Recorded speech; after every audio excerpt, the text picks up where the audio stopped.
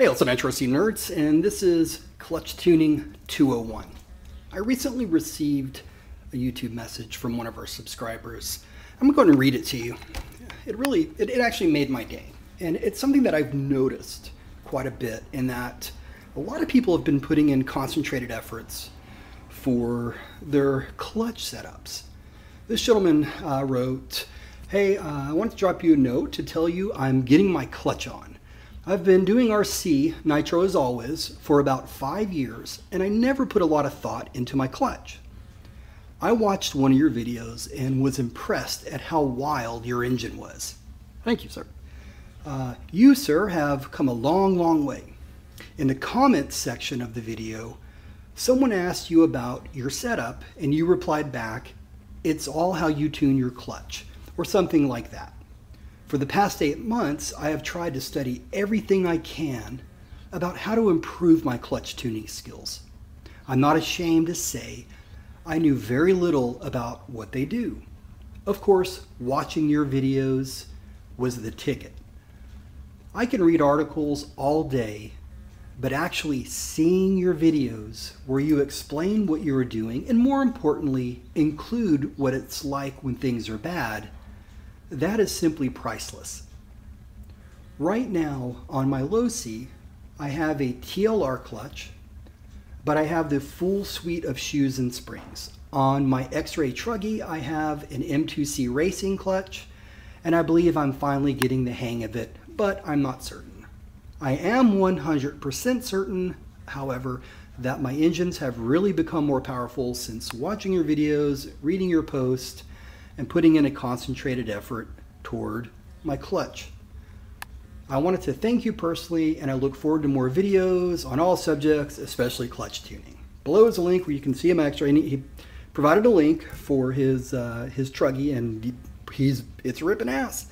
That's all I can tell you, so you know who you are. I appreciate the note, and believe it or not, I've been meaning to do a 201 video, so let's get it. Now, a few quick things. What I'm going to tell you here is germane to all Nitro vehicles, at least as I know it. Now, I am going to be doing a specific clutch video pertaining to this bad boy right here, the Savage, because there's a lot of ambiguity about what clutches work and what you need to look for and all that stuff. I'm going to lay it out for you in another video. But here it's just going to be clutches in general and how to tune them. And I'm going to preface all this by saying I am not an expert at all. 100% of everything that comes from my mouth in this video could be wrong. It could make your vehicle perform poorly. I'm simply telling you what I've learned. And if you want to try it, all the better. Or if you have some insight on where I might be confused or any sort of feedback, please let me know. So here are some facts as I know them. A clutch has one job, and that is to take the RPMs that your engine provides and appropriately distribute that power to your drivetrain, ultimately your wheels. If your clutch is doing a poor job of transferring that power, well, your vehicle's going to run like crap. It's impossible, in my opinion, to get a good race tune if your clutch is out of sync. Tuning your clutch is not subjective. In other words, there's no such thing You know, someone saying, well, I prefer my clutches to do X, Y, and Z. Or I like a clutch that does, you know. There's a very specific outcome that you want from your clutch. So what does tuning your clutch mean? What can you actually control with your clutch?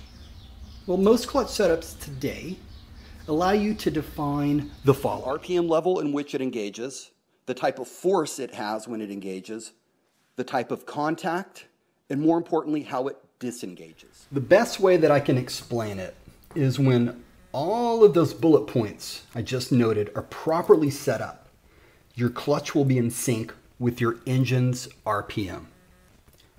Think in terms of synchronization. The following illustration is how it works in my mind. Watch the three arrows show progression.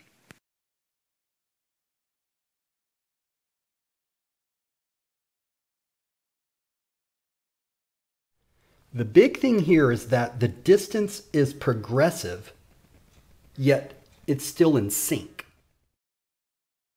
So ideally you want this and not this.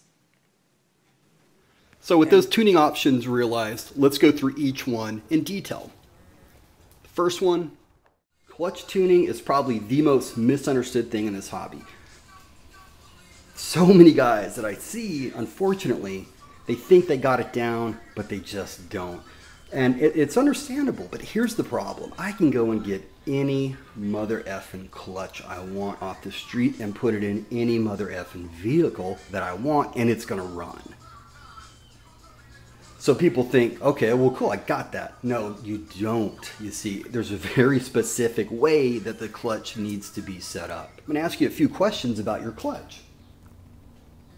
Does it respond quickly to the throttle? Does the engine RPM match the clutch belt RPM? Are you getting progressively more torque as the RPMs rise? What about usable power? How much usable power are you getting and how are you distributing it? Are you getting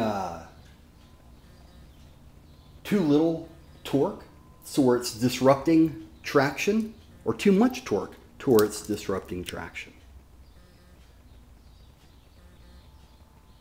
These are signs of a optimized clutch. And so if you don't know the answer to those and you can't explicitly say yeah, then you don't have your pulse on it. I don't even have my pulse on it. I'm still learning every day about this shit. So I'm just trying to explain, it's not as straightforward as you think.